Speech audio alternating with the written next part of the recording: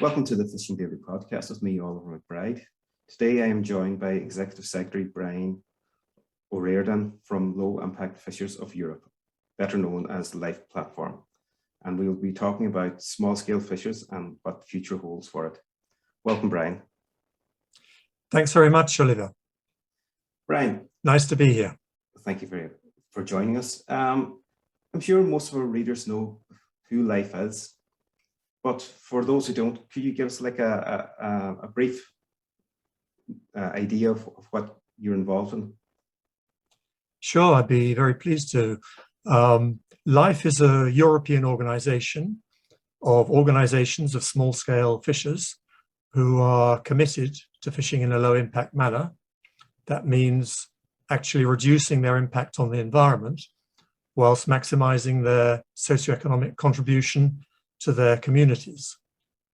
Currently, we represent around 34 member organizations from 15 EU member states, incorporating around 10,000 small-scale fishers across all European sea basins.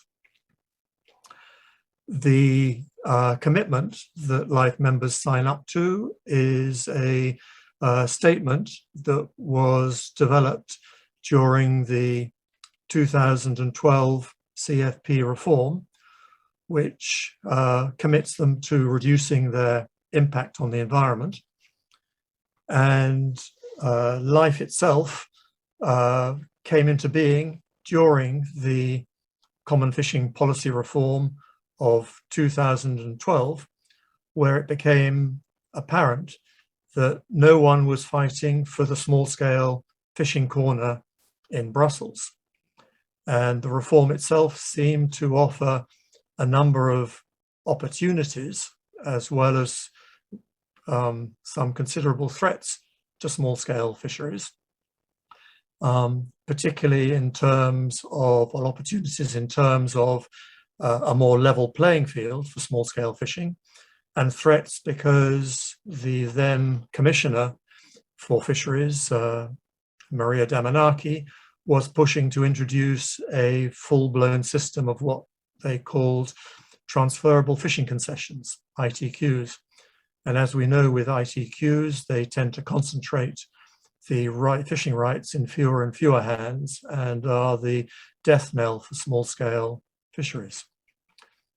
So LIFE was launched in 2012, but didn't actually take off until 2014, when it managed to secure a startup grant from a UK trust, and subsequently was able to obtain grants from the European Commission to establish a programme of work in the Baltic and North Sea, and then from the Marva Foundation to establish a programme of work in the Mediterranean. As well as providing a voice at EU level, that's to say, to have a voice in the policy-making processes and legal processes that are going on here in Brussels. It's also clear that small-scale fishers need support at a national and regional level to help strengthen their capacity to lobby their own national decision-making processes and to organize themselves more effectively. And this is what we try to do through regional outreach programs in the Mediterranean and in the Baltic at the moment. And as part of this, one of the biggest challenges facing low impact small-scale fishers are the need for a new generation of small-scale fishers to replace the older folk, because the average age of small-scale fishers is now between 50 and 60 years old and becoming older. So that is a huge challenge, is, you know, who are going to be the fishers of the future. And LIFE is very conscious of that and trying to find ways of encouraging the younger generation to step up and take up the profession. Two key demands of LIFE are, first of all, fair access to resources, and secondly, fair access to markets. And these are central elements in what are called the Sustainable Development Goals of the United Nations. So having these two, the fair access to resources, meaning fair access to quota and fishing areas on the one hand, and to be able to benefit from the inherent value that the fishers add to their products through freshness, through their traditional activity, through an inherently sustainable activity. These are two key areas for life. So that, in a nutshell, is what life is. We're an organization at European level fighting the small-scale fishing corner here in Brussels, and we're an organization supporting our members and partners at the national, local, and regional level. So what size of fishing boats is your members using? What size would you go up to, or is it just on what amount of fishing they're doing? Well, on average, our members operate vessels in the kind of 8 to 10 meter category.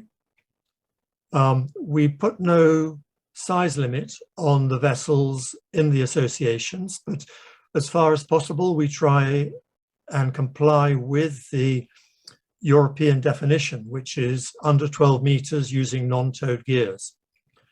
But in some of our member organizations, the vessels may be up to 16 meters long, particularly in the Baltic, where the sea conditions demand vessels of such a large size. And in other areas, some of our members use towed gears on a seasonal basis, such as small-scale hand-operated shellfish dredgers. But generally, we're an association or a platform of non-towed gears, mainly fixed nets and hook and line fishers operating relatively small boats, 8 to 10 meters. Some of our operators are down to 6 meter vessels. So quite a variation.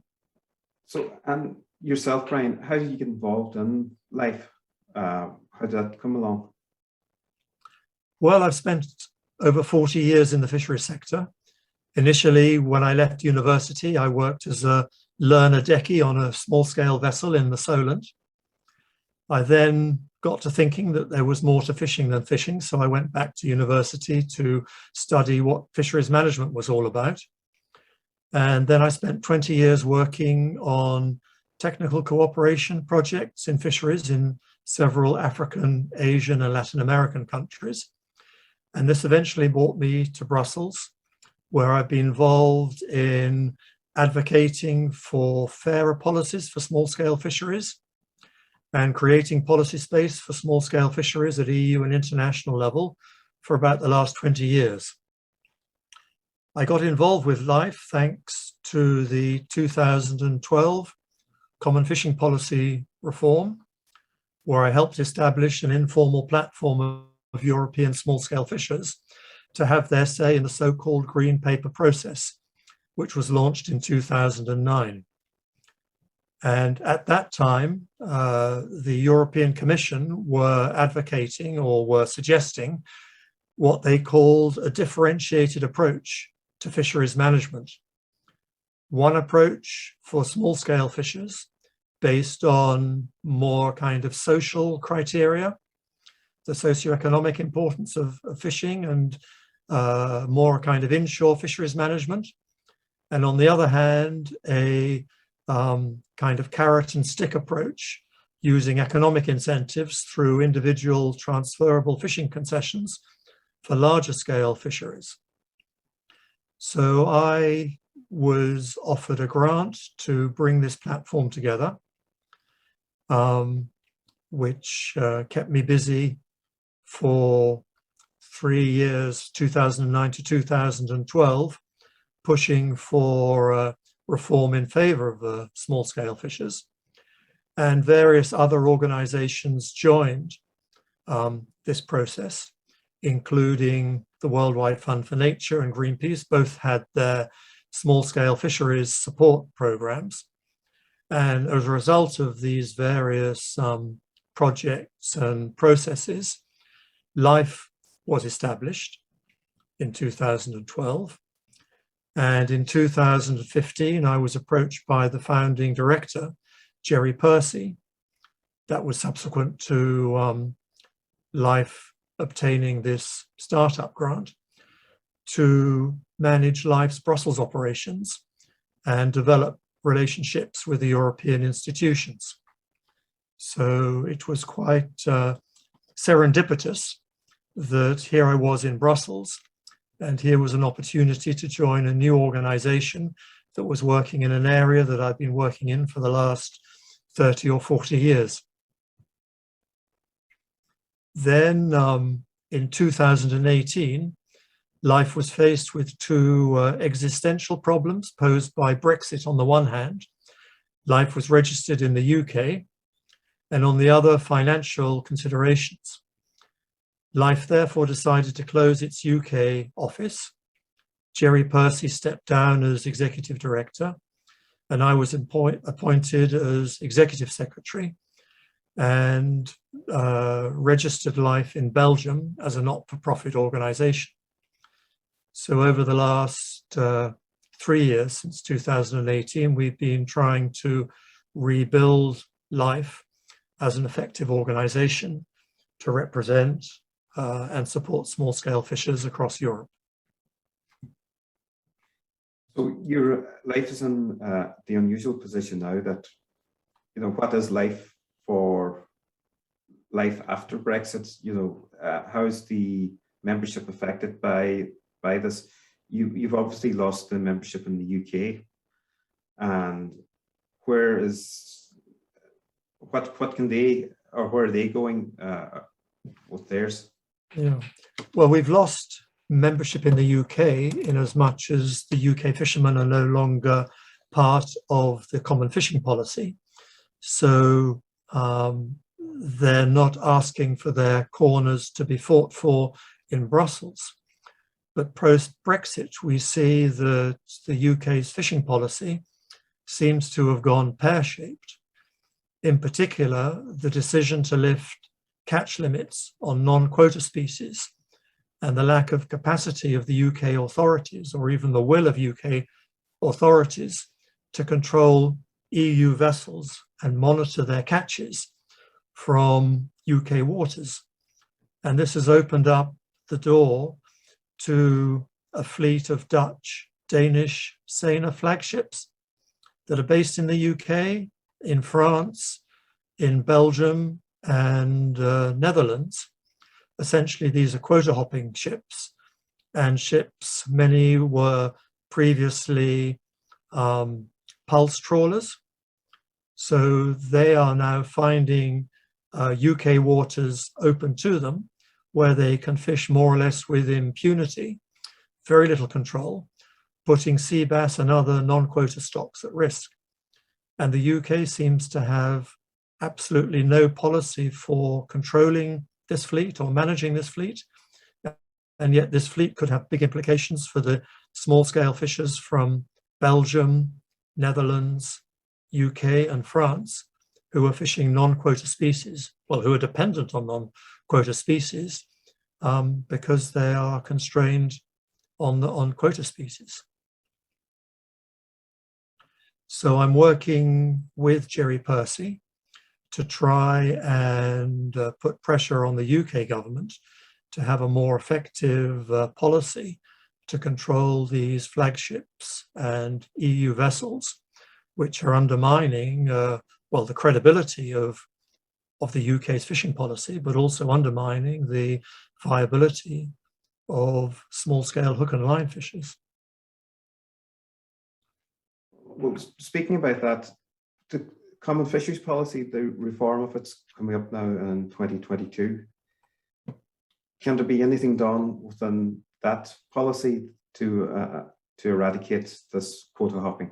Well, one of the fundamental articles of the European Union is the right of establishment of enterprises in member states' countries. So as a citizen of one member state, or as a commercial company in one member state, you have the right to establish a commercial company in another member state. I'm not sure where the UK is headed. They've trying to close down freedom of movement, but I'm not sure they're going to be able to dismantle the companies that have been set up by European companies in the UK, which are quite legitimate UK companies. I'm not sure there's even the political will to do that. We hear very little response from the UK government about what they're going to do with these companies. And these companies own significant shares of UK fishing rights. I don't have the facts and figures in front of me, but both in terms of pelagic species and demersal species, these quota hopping companies own significant shares in UK fishing rights.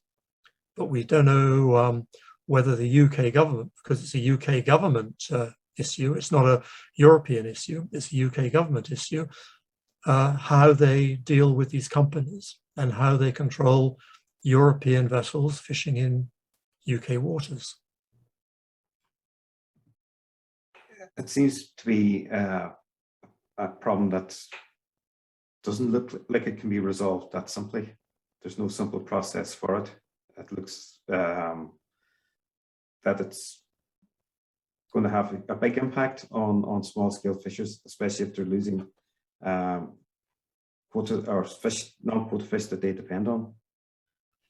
I think that's right. I mean, there seems to be more emphasis in the UK currently being put on controlling the inshore sector, which, although the majority fleet, it represents something like 70% of the UK fleet by numbers and as much as 50% of the employment at sea, it's only responsible for about 5% of the fish catch by volume.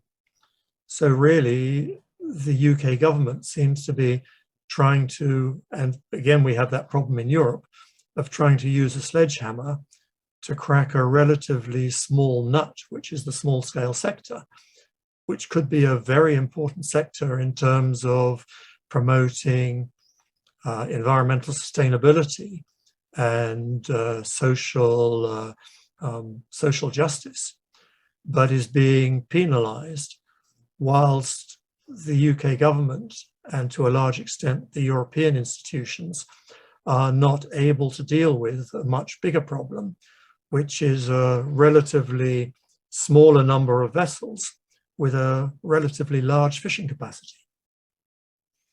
And yeah, you said like they're both UK and EU is trying to control small-scale fishers, but their impact can't be that much, can it, compared to the larger? Well, looking at the numbers, they can't be that. I mean, obviously, small-scale fishing can have a relatively large impact if there are no controls being applied. So, for instance, fishing during a spawning season with small mesh nets intensively in spawning areas or using small mesh nets, you can really hammer nursery areas.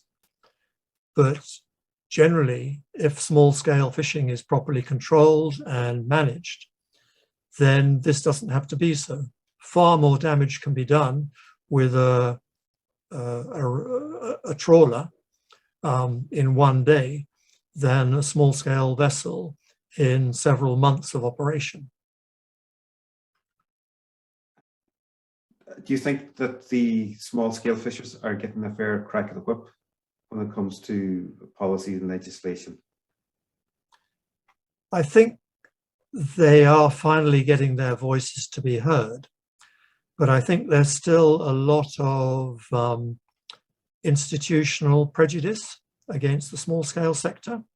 And also you've got to remember that the larger scale sector have been in a privileged position for much, much longer than the small-scale sector. I mean, the large-scale sector have been in a privileged position going back 40, 50, 60 years of fishing policy in the UK and in Europe, and are much better placed to have their voices heard.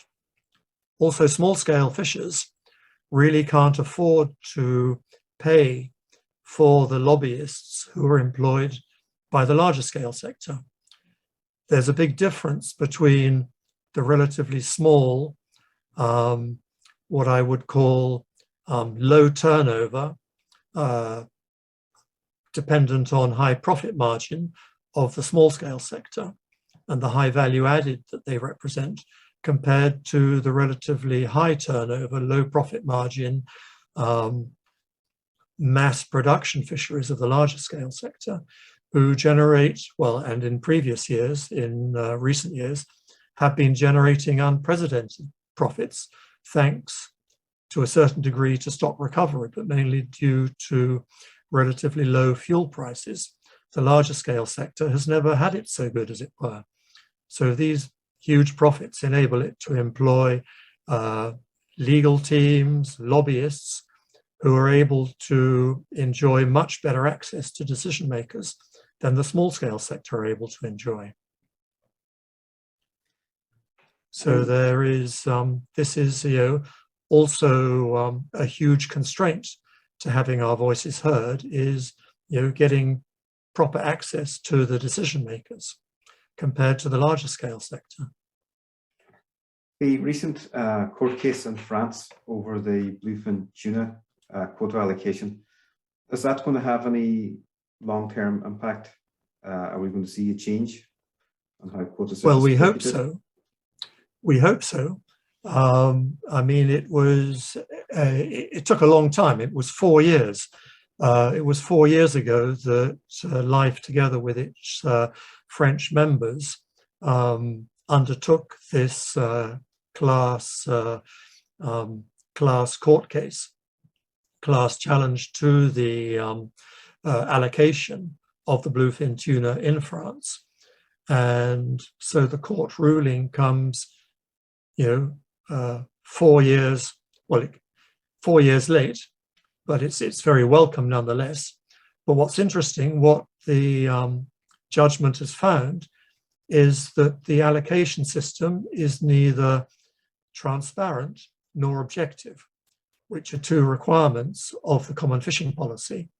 And Article 17 of the Common Fishing Policy particularly requires that member states who don't have a transferable quota system must allocate their quota using a system of transparent and objective criteria.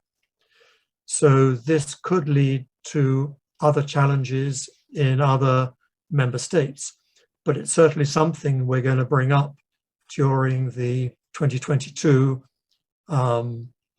consultation on the implementation of the Common Fishing Policy, that no member state is implementing a system which could be considered either transparent or objective for allocating its fishing quota, and in many ways is probably operating a transferable quota system by the back door, because, as we know, a lot of quota trading does go on between producer organizations and between fishing companies. And there is a informal, very well-established market for quota trading, which again mitigates against small-scale sector having a fair access to fishing quotas. So that needs to be challenged, and we hope that 2022 will give us an opportunity. We'll do so. Well, do you think the governments will go along with this? Do you think will the small-scale fishers receive support from governments across the EU, or do you think will this be challenged? Will the French go back and try and challenge this? We're still waiting. We're still waiting to hear for the response of the French authorities. They may contest the judgment. They may appeal the judgment. We don't know yet, but we hope that it will reopen or give the possibility of reopening Article 17 to more consideration. It will reopen Article 17 and enable us to propose that it be given more teeth. At the moment, Article 17 is quite toothless, in as much as that it's not actually legally binding for member states to use anything other than track records, which it could be argued are neither objective nor transparent in their own right, that using the track records going back to 2010, 2011, 2012 is a fudge. Because at that time, the small-scale sector were not required to keep logbooks, and so do not have track records, or very few small-scale fishers have track records of fishing at that time. Do you think that they need to start off with a blank sheet for small-scale fishers and work from there? Well, I think what we need is what the European Commission were talking about in 2009, which is a differentiated approach to larger scale and smaller scale fisheries. What we need is a kind of ring-fenced quota allocation for small scale inshore fisheries, and a kind of inshore fishing zone which is only fishable by small scale, low impact fishing activities using a system of co-management. Now, there have been attempts to establish such zones. Lyme Bay could be considered such an inshore fishery based on low impact selective fishing gear. But the question arises whether the Lyme Bay model is applicable in other parts of the UK and other parts of Europe, or whether we have to come up with other systems which favour the setting aside, if you like, of inshore fishing grounds only for low impact small scale fisheries. That's what we would like to see, and ring-fenced quota for the small scale sector. In the UK, we saw a very brave attempt to set up a producer organisation for the small scale sector, the coastal PO. Unfortunately, conditions were such that the coastal PO eventually went bust, and is no longer exists, no longer operates. But similar attempts are being made in other EU countries to set up producer organizations to provide a mechanism for allocating quota to the small-scale sector, as well as providing a mechanism to help the small-scale sector market their catches. And certainly in life, we feel that small-scale producer organizations could be a way forward, both for managing inshore fisheries and for direct marketing of small-scale inshore products. This is something you'll be working towards, is it, over the next period? This is something we've been working on over the last few years, and something we intend to work on over the next few years. We've recently launched a project in the Mediterranean with a number of partners called Food Nected. And what Food Nected proposes to do is to work with life members and other partners, particularly in the Balearic Islands of Spain and the Costa Brava coast of Spain, to work with some what are called cofradías, fishing guilds, and fishing associations, to set up producer organizations, but also to link these producer organizations more closely with consumers to set up what are called in other countries, community supported fisheries, which are like a kind of fish box scheme where consumers, be they individual households, restaurants, hotels, and fishmongers, commit to buying fish from small-scale fishers who sign up to a code of practice, commit to buying fish off these fishermen over a 12-month period. And at the same time, the fishermen commit to fishing in a way which meets the criteria of being environmentally sustainable, socially just, and based on traditional values. So I think, this could really provide a model for other countries in Europe. It's what we call a community of practice, composed of both small-scale fish producer organizations and consumer associations, all supporting each other through providing products which are sought after and providing a fair price both for the producer and the consumer. Modern technology has played a big part now. You're able to communicate better and more real time. Do you think this is going to help things happen quicker? Definitely. I mean, this kind of initiative would not be possible without the development of, small-scale applications, apps on smartphones, fishers being able to communicate either using images from smartphones or SMS messages to the market to inform what they're catching, to be able to manage their businesses more effectively using these fish apps. I mean, fish apps provide a potentially incredibly powerful tool, not just for fish marketing, but also for small-scale fishers to be able to run their businesses in a more economically viable and a more sustainable manner, and to be able to plan their fishing operations more successfully, and to be safer at sea with the kind of weather information they're able to get and the sea conditions.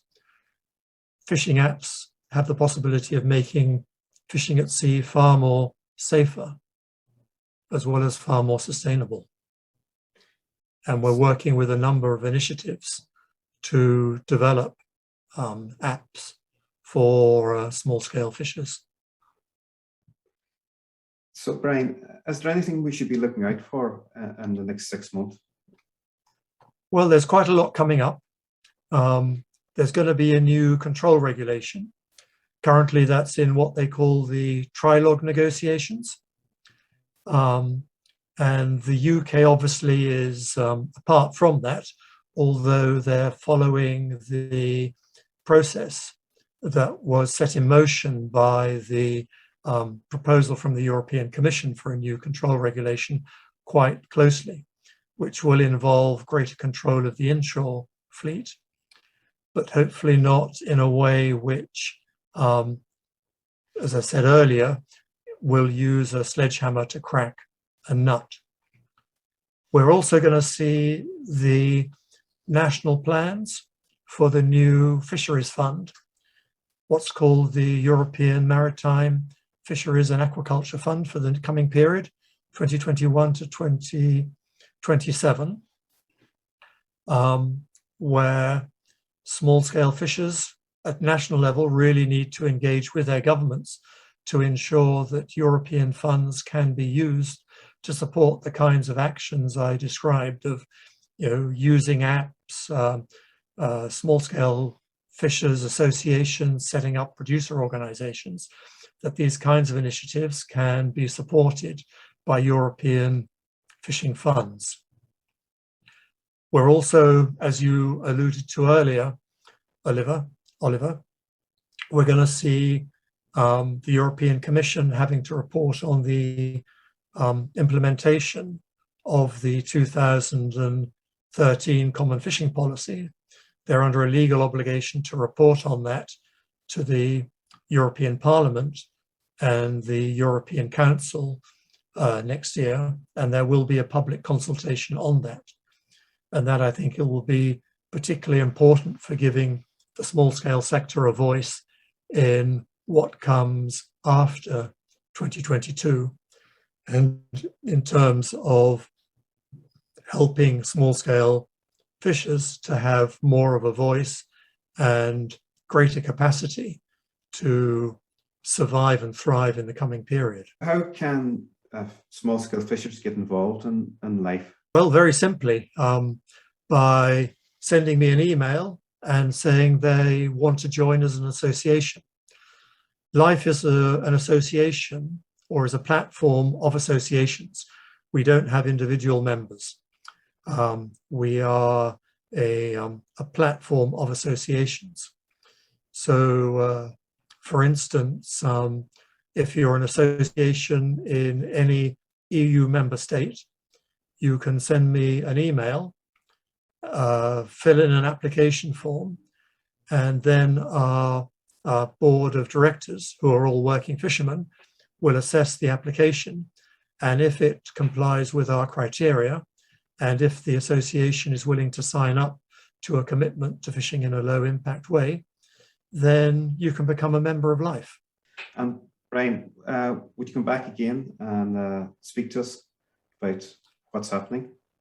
Yeah, I'd be very happy to talk with you, Oliver. I mean, I see that as part of my job, really, is proselytizing on behalf of the small-scale fishing sector. Although Life really can only claim to represent its own members, I think there is a bigger battle to be fought on behalf of small-scale, low-impact fishers across Europe, who number about 50,000. Life's members include 10,000 of those, but there are 50,000 fishers out there who really need to have a voice at European level.